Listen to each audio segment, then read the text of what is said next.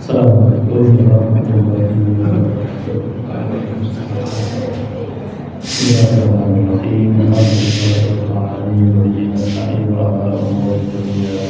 Waddin wassalatu wassalamu ala asyrafil anbiya'i wal mursalin Muhammadin wa ala alihi wa sahbihi ajma'in. Amma ba'du. Rabbana zidna 'ilma warzuqna fahma. Allahumma anfa'na bima 'allamtana wa 'allimna ma yanfa'una wa na'udzu bika min ilmin la yanfa'. Allahumma taqabbal minna shalihal a'mal. Allahumma taqabbal minna siyamana wa qiyamana wa ruku'ana wa sujudana wa qira'atana al-Qur'an wa sadaqatana. Allahumma taqabbal minna innaka antas samiul alim wa tub 'alaina innaka antal ghafurur rahim. Bapak Ibu jamaah sekalian yang dirahmati Allah, alhamdulillah pada petang hari ini kita bisa berkumpul kembali di baitin min buyutillahi azza wa jalla, di salah satu rumah di antara Allah Ta'ala ini. Dan kita di sini sembari beriktikaf, ya, kita tetap beriktikaf meskipun sudah tidak lagi Ramadan. Kalau kita menanti datangnya waktu sholat selanjutnya, yaitu sholat Isya, yang insya Allah akan kita laksanakan dengan berjamaah juga, serta yang ketiga adalah kita berdoa ilmi. Nah, Bapak Ibu sekalian yang dirahmati Allah, masih di suasana Syawal, yang mengucapkan taqabbalallahu minna wa minkum. Semoga Allah menerima amal kita semuanya, khususnya amal Ramadan kita. Tetapi jangan setelkan dulu, sejenak tidak apa-apa, karena Syawal ini memang tidak ada kekhususan kecuali puasa 6 hari yang kalau kita lakukan itu menjadi salah satu cara kita untuk mencari penerimaan Allah Subhanahu wa Ta'ala. Jadi sebagian ulama mengatakan di antara tanda Allah menerima amal kita itu adalah Allah melanggengkan amal kita tersebut. Nah, kalau kita sudah berpuasa Ramadan 30 hari dan kita memohon kepada Allah agar menerima amal kita, puasa 6 hari itu sebagian upaya kita mencari tanda bahwa Allah menerima amal Ramadan kita tersebut. Maka Bapak sekalian, meskipun Syawal ini tidak ada kekhususan, tidak ada keutamaan tertentu, tetapi ada puasa sunnah yang bisa kita upayakan, yaitu puasa 6 hari. Tetapi begitu Syawal ini selesai, kita akan menghadapi rangkaian bulan haram yang bergiliran, ya, yaitu Dzulhijjah, Muharram. Dzulhijjah tidak ada kekhususan kecuali satu, dan itu sangat penting, yaitu dia bulan haram. Adapun Dzulhijjah 10 hari pertamanya itu sebagian ulama mengatakan sama dengan 10 hari terakhir Ramadan. Jadi kalau menggunakan tafsiran surat Al-Fajr, Allah mengatakan wal fajr wa layalin 'ashr, demi waktu fajar dan malam-malam yang 10. Sebagian ulama mengatakan malam 10 itu ada 10 hari terakhir Ramadan. Yang kedua 10 hari pertama Dzulhijjah. Yang ketiga 10 hari pertama Muharram. Nah, jadi ada 3 pendapat itu Bapak sekalian. Maka di 3 waktu ini hendaknya kita bisa menambah amal. Nah, itu dia. Lalu kemudian perdebatan paling kuat itu di 2, yaitu apakah lebih kuat di 10 hari terakhir Ramadan ataukah di 10 hari pertama Dzulhijjah. Ada yang menguatkan 10 hari terakhir Ramadan, ada yang menguatkan 10 hari pertama Dzulhijjah. Nah, jadi kalau kemudian menguatkan tapi mau menguatkan Ramadan atau Dzulhijjah, tetapi rata-rata perbuatan ulama sama, yaitu memaksimalkan waktu-waktu tersebut untuk menambah amal soleh. Lebih-lebih kalau kita cermati polanya sama Bapak Ibu sekalian, Idul Fitri, Lebaran atau Raya Fitri itu dimulai dengan 10 hari ibadah intensif. Dan Idul Adha atau Raya Adha itu juga dimulai dengan 10 hari ibadah intensif. Sehingga raya itu betul-betul raya. Lebaran itu betul-betul perayaan karena habis melakukan ibadah intensif. Jadi Bapak sekalian, Syawal ini bisa santai-santai sebentar, tetapi setelah itu ada rangkaian bulan haram 3 bulan, yaitu Dzulqa'dah, Dzulhijjah dan Muharram. Nah, kemudian yang kedua Bapak sekalian yaitu minal aidin wal faizin. Ini termasuk kalimat yang seringkali salah menyebutkannya dan salah menuliskannya. Ini normal saja karena kita anggap saja itu sesuatu hal yang lumrah. Tetapi perlu diingatkan bahwa kalimatnya itu karena dia kalimat yang baik, ya, itu doa yang baik. Tidak ada sunnahnya dari Nabi. Ini kebiasaan orang-orang soleh saja. Ini sesuatu yang menjadi kebiasaan dan tidak menjadi syariat sehingga boleh-boleh saja dilakukan. Itu minal aidin, ya, semoga menjadi orang-orang yang kembali, wal faizin, dan menjadi orang-orang yang berhasil, yang sukses, ya, yang beruntung.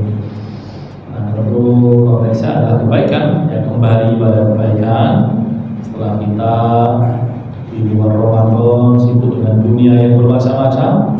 Ramadan kita kembali pada Allah dan kita mengembalikan diri kita pada bentuk-bentuk ketaatan terbaik kita.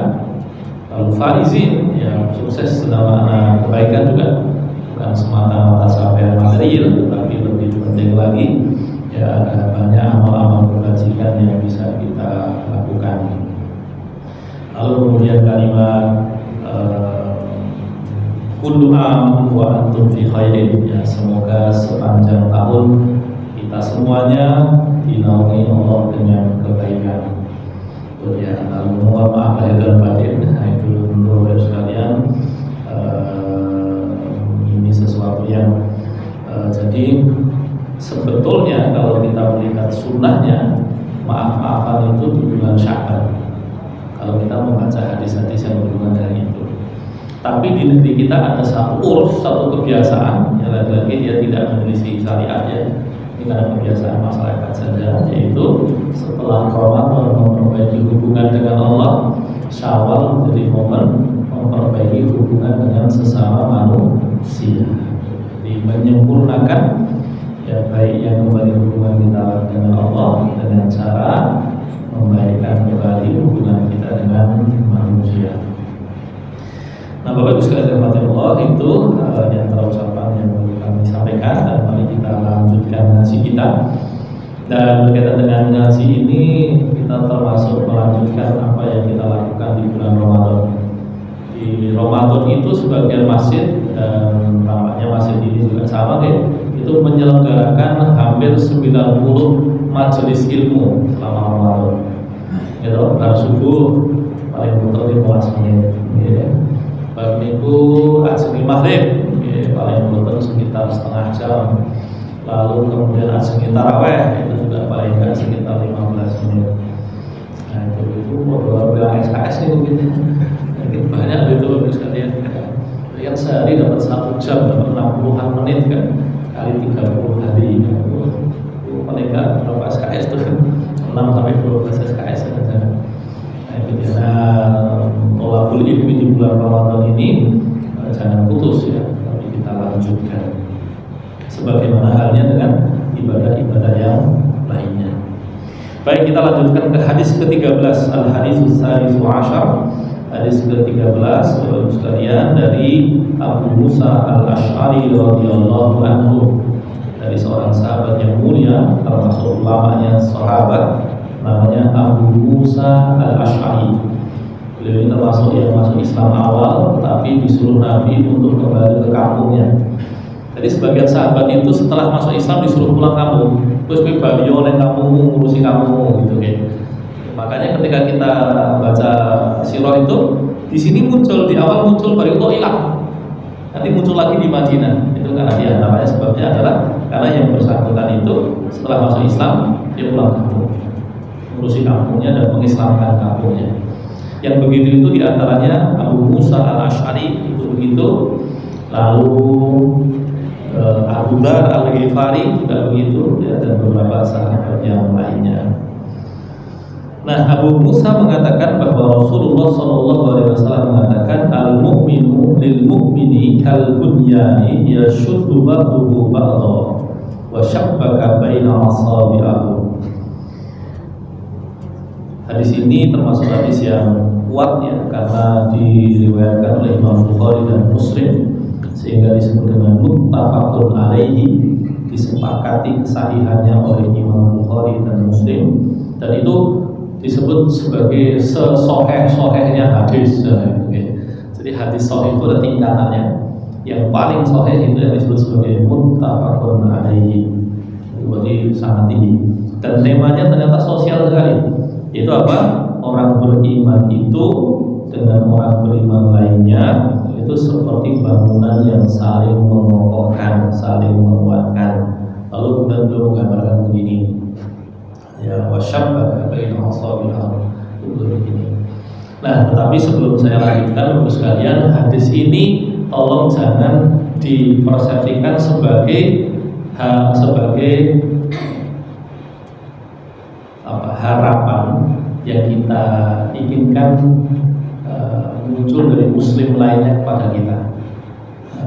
Maksudnya jangan sampai hadis ini dipakai untuk menuntut orang lain. Hadis ini dipakai untuk menuntut diri kita sendiri. Karena kalau dipakai untuk menuntut orang lain nanti kecewa.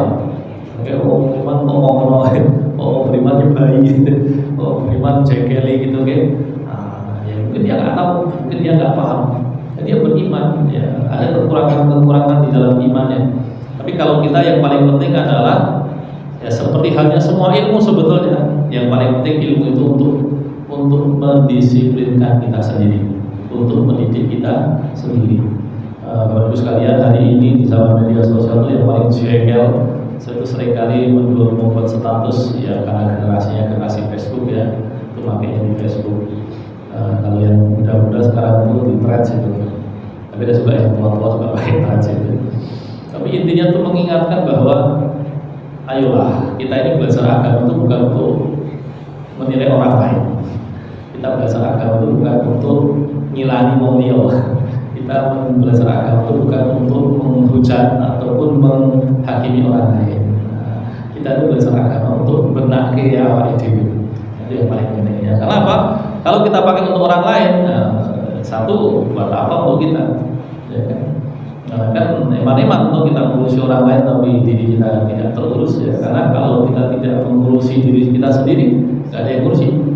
Dan yang kedua, perintah mengurusi orang lain itu ada batasnya. Tapi kalau mengurusi diri kita sendiri itu tidak ada batasnya. Ya, kalau mengurusi orang itu kan paling sejauh dakwah, ngajak ya, amar ma'ruf ya, nyuruh yang baik-baik atau nahi munkar, nyegah yang dilarang itu ya, itu aja.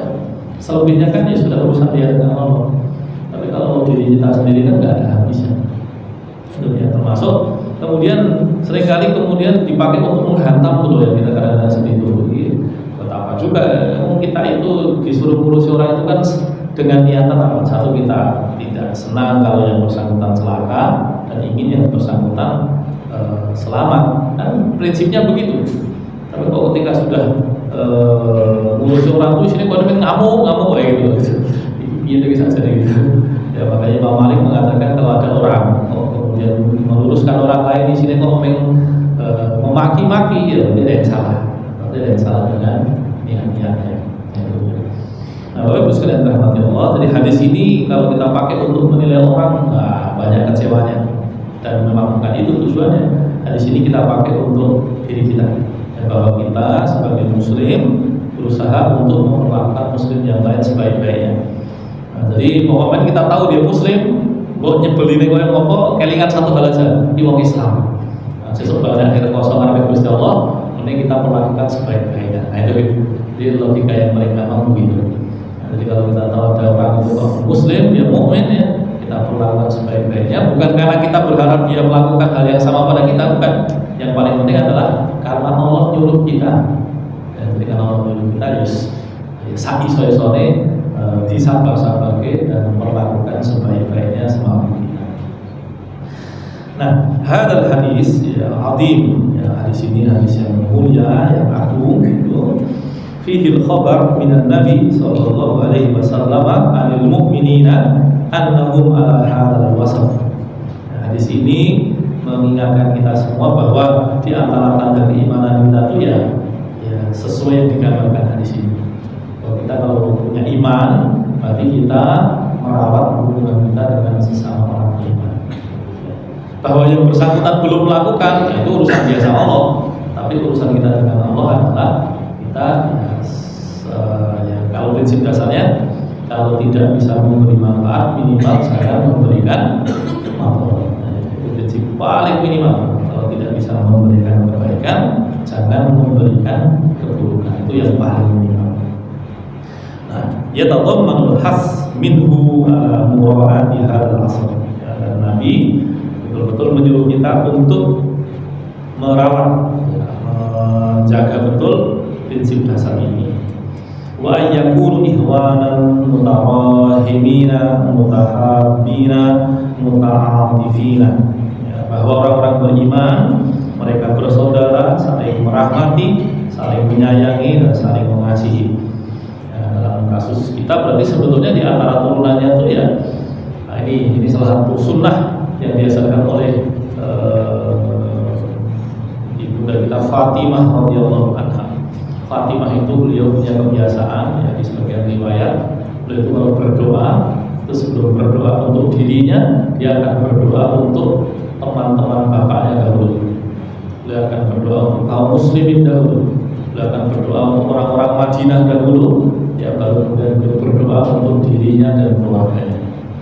Ini di antara sunnah atau kebiasaan solih dari teladan kita Fatimah radhiyallahu anha.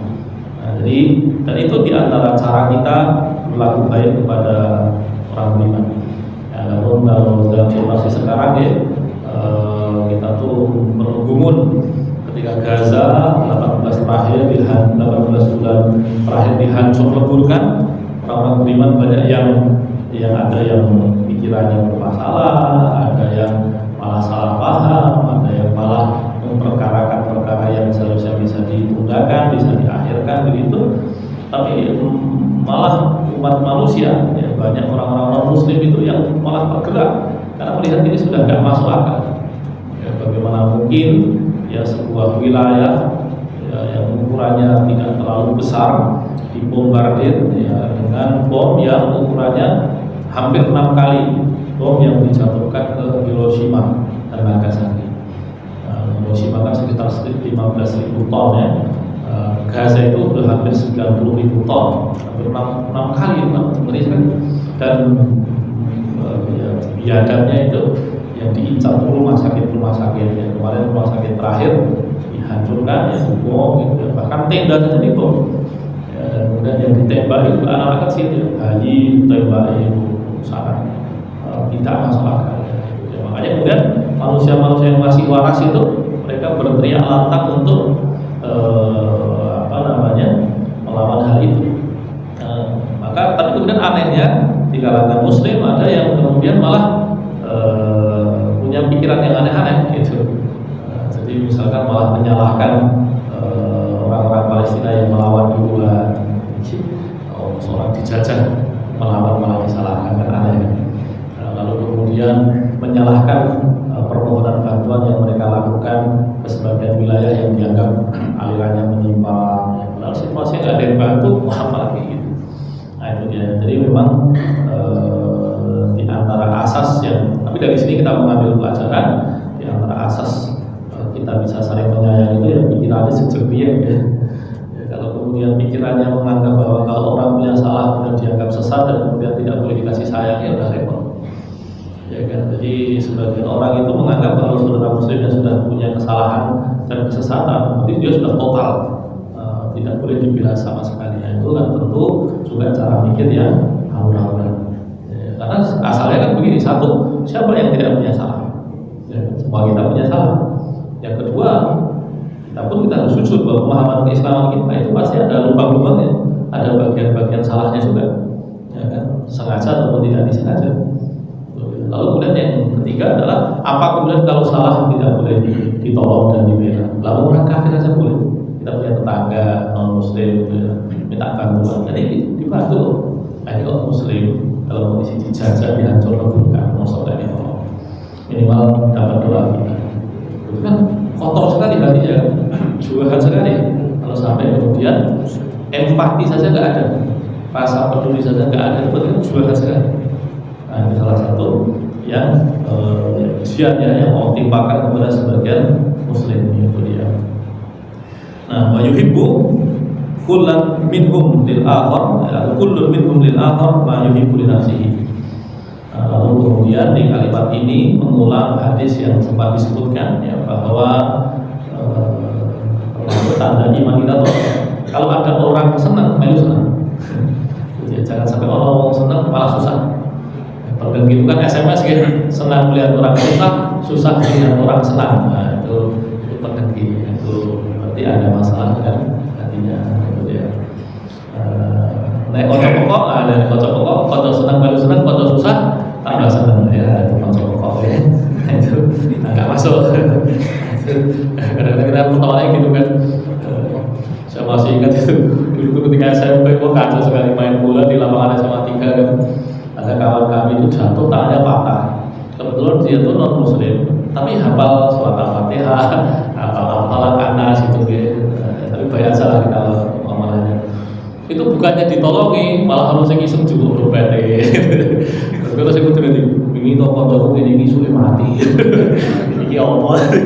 Orang baru tiba tangan itu kelemahan gede-gede. Tapi itu teman-teman yang akrab semua gitu. Dan orang yang kadang orangnya juga baik gitu ya, baik dengan yang dibeli juga. Tapi kembali tadi Bapak Ibu sekalian, di antara prinsip keimanan adalah kalau ada orang lain senang, kita ikut senang gitu. Dan itu termasuk amal yang berat, karena apa? Menatah hatinya itu nggak bisa langsung. Ya kan memang karakter orang itu masing-masing. Ada yang memang berani entengan, ada yang bawaannya itu agak keras. Bukan berarti kalau keras itu dia buruk, sebenarnya enggak juga. Karena sebagian orang itu yang tipikal orang yang bisa menghukum. Kan dalam hidup ini kan antara hukuman dengan apresiasi itu kan perlu berimbang. Ya, sebagian orang yang entengan itu kadang-kadang jeleknya penyakitnya adalah ketika ada sesuatu itu perlu dihukum, dia melepaskan. Padahal bisa jadi yang dilepaskan itu orang yang memang layak dihukum. Nah, sebagian orang yang punya watak agak kaku dan strict, dia punya kelebihan di situ. Dia bisa menghukum orang yang memang layak dihukum. Masing-masing kepribadian itu punya kelebihan dan kekurangannya. Nah itu dia.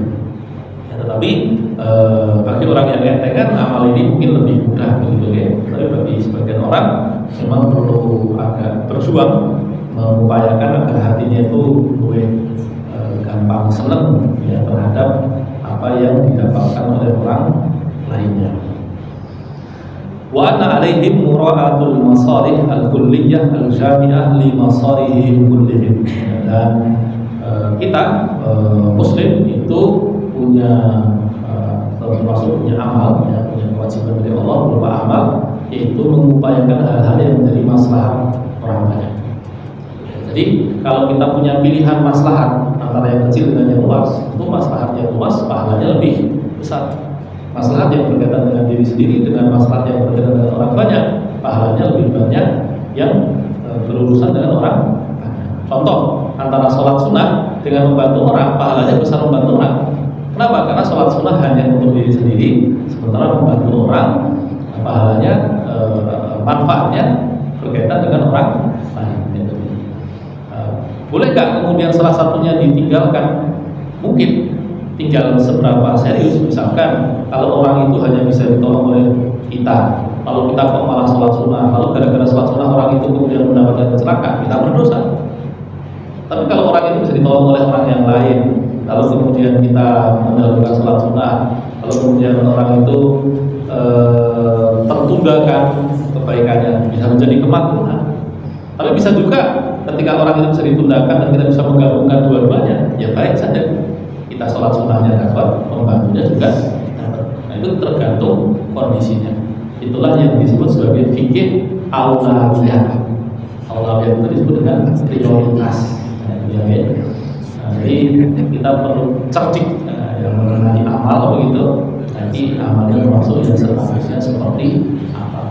Dan di dalam kehidupan keseharian salah di dalam menilai itu sesuatu yang lumrah saja. Tetapi dari waktu ke waktu kita asah agar semakin peka di dalam mengenali mana amal yang nilainya lebih besar dibandingkan yang lebih kecil. Nah itu dia. Lalu kemudian wa ayyakunu ala hal wasif. fa innal bayan al-mashru' min asasat wa hitani muhitatil kulliyatin wa hitani muhitu bil manazil al-muhtassah. Tapi tadi asas tersebut ya, bahwa kita itu diperintah Allah untuk menghasilkan maslahat bagi orang banyak tersebut, itu juga sangat berkaitan dengan kondisi-kondisi.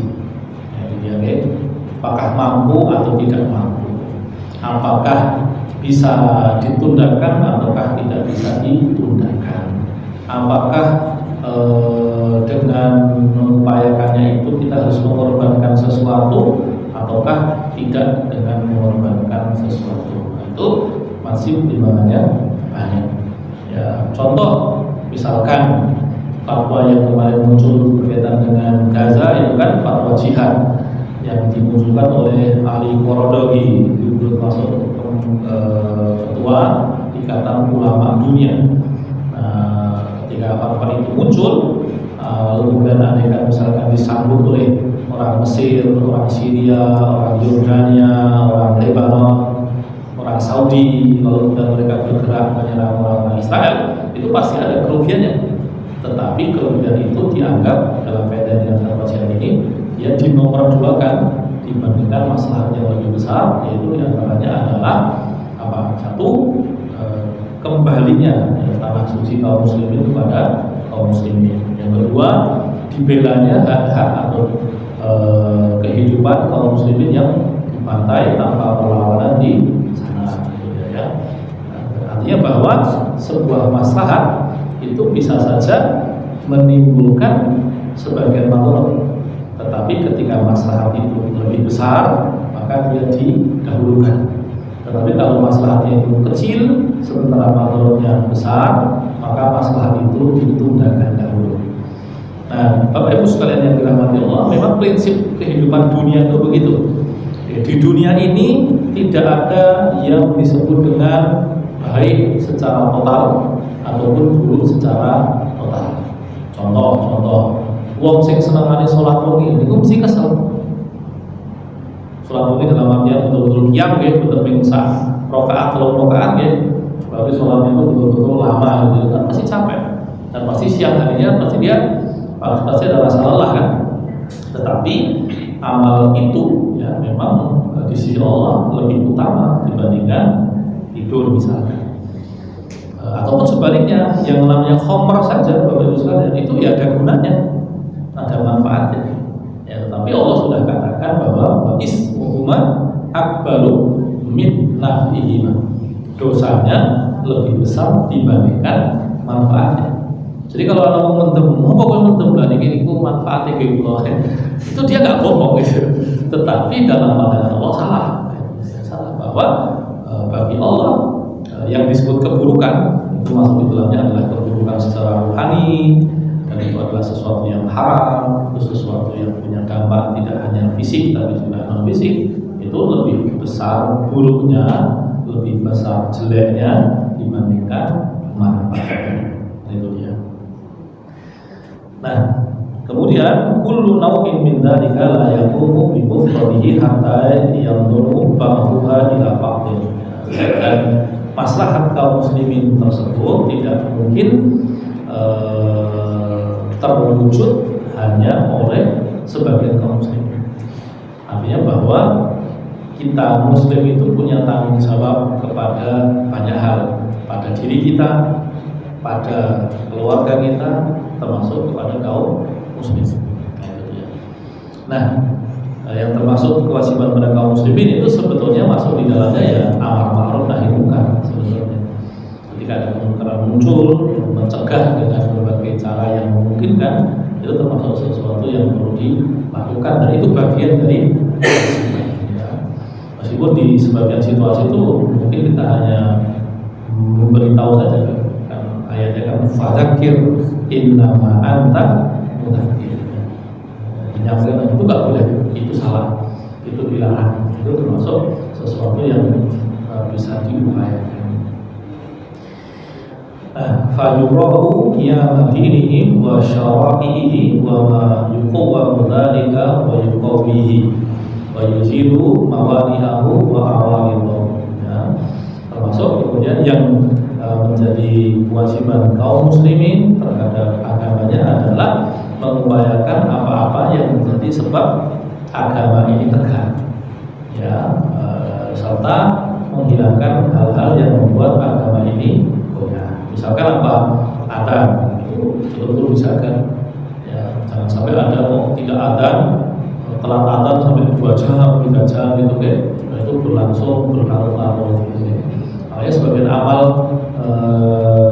di desa-desa begitu, ketika adzannya kok sampai jam 5 sore, itu asalnya nggak boleh. Maka hendaknya ada yang meskipun nantinya sholatnya ditundakkan setelah 1 jam karena nunggu pulang dari sawah, itu memungkinkan, tapi paling nggak syiarnya dijaga. Lalu kemudian jangan sampai ada sebuah kampung tidak ada yang jamaah sama sekali. Ya. Lalu kemudian jangan sampai turunannya macam-macam ya, baik simbol-simbol atau syiar-syiar Islam yang harus dimunculkan, ya, maupun hal-hal mungkar yang harus dihilangkan. Ya.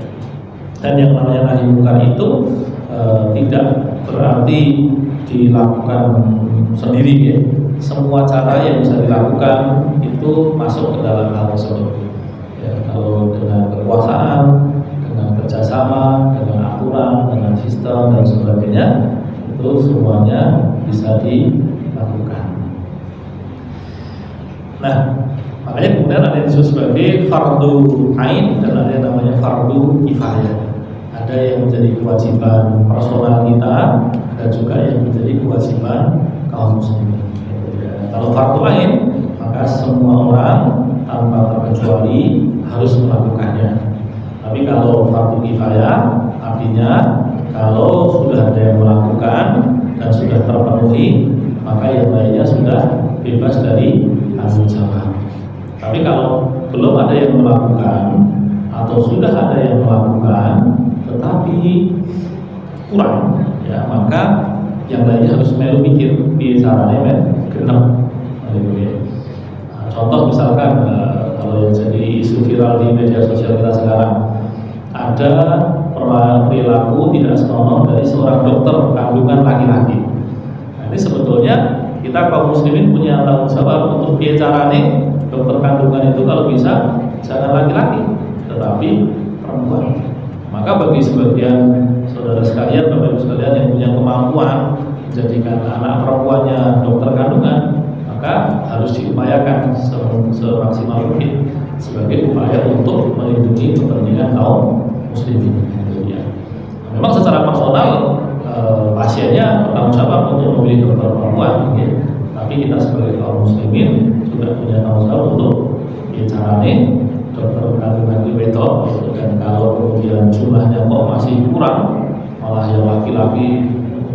Jadi misalkan gue taat jadi dokter deh, taat jadi dokter apa? Dokter kandungan, rasa rekor-rekor juga taat dokter kandungan. Nah itu untuk melindungi, ya, di antara tujuannya bukan semata-mata masalah selera, kok lanang ngurusi beton, bukan, tetapi melindungi kepentingan kaum muslimin. Ya, kamu laki-laki tidak melihat aurat, ya, perempuan yang lain, istri orang itu, ya, biar yang perempuan saja. Kalau kamu jadi hal yang lain, ya, ya. Nah, hal seperti itu adalah sesuatu yang perlu diupayakan. Jadi bagus sekali dirahmati Allah. Sebagai penutup, ya, ketika kita mengerahkan energi pikiran dan perasaan kita memikirkan apa yang menjadi kepentingan kaum muslimin, ya, kepentingan kaum muslimin itu tidak harus selalu luas, gitu. Kadang-kadang simpel aja. Mungkin kok TPA orang gitu ya, itu sudah pahala. Syekh bin Baz pernah ditanyai oleh seorang dai, dan kalau dai itu sebetulnya yang betul-betul yang waktunya habis di jalan, ya, untuk merawat kepentingan kaum muslimin, mengajak orang dan sebagainya. Dan dai yang begitu itu asalnya boleh minta zakat. Mereka punya hak untuk minta, saya minta zakat. Karena waktu saya habis hanya untuk ngurusi kaum muslimin itu sulit, dan kaum muslimin wajib memberikan zakat kepada dia, sehingga dia hanya fokus ngurusi kepentingan kaum muslimin. Nah, itu ada dai, dan saya itu kalau sampai rumah saya capek sekali. Saya mau sholat sunnah nggak sempat, mau baca Quran nggak kuat, mau melakukan beberapa aktivitas itu sudah rakober gitu ya. Tapi saya itu kalau duduk sambil lereng, saya berpikir apa yang mau saya lakukan besok berkaitan dengan dakwah saya, berkaitan dengan amal-amal dakwah saya. Apakah itu pahala? Saya juga mengatakan ya,